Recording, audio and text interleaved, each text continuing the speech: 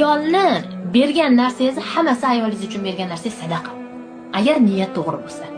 Bir erkak kishi mana shu pulni berib qo'ysam menga itoatliroq bo'ladi. Mana shu pulni berib qo'ysam menga quloq soladi. Mana shu pulni berib qo'ysam o'zgarib qoladi emas. Mana shu pulni bersam Alloh yo'lida sadaqa bo'ladi deb bersa, ana shu ayol uchun bergani sadaqadir. Bitta ko'chadagi ehtiyojliga bergani kabi. Chunki ayol otasidan, onasidan, akasidan, boyligi hamma narsasidan kechib, yolg'iz o'zi erning himoyasiga o'tadi. Allohning oldida er nima deydi? Men uni yediraman, ichiraman, boqaman deb oladi va uni ustiga xafa qilmayman deb oladi. U Allohning oldidan bitta narsani sotib olsangiz, Allohning oldiga boring, qarang, hayotingizni tasavvur qilasiz, Allohning oldiga borib, "Ey Robbim Allohim, mana shuni sendan olyapman, xafa qilmayman Robbim, o'ksitmayman.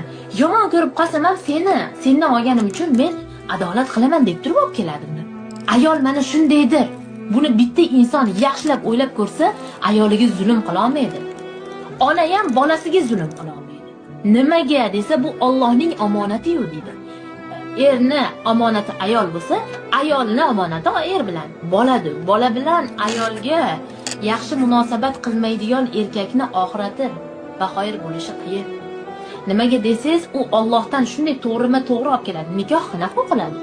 Alloh o'sha yerda shohid bo'ladi. Birinchi nikoh kechasi Allohning nazari tushadi ularga. Bu Allohning oldidan olib kelgan omonati bo'ladi-da uni. Ayollar xuddi shunaqa. Erni Allohning oldida o'sha itoatini boshqasini so'raydi. Shuning uchun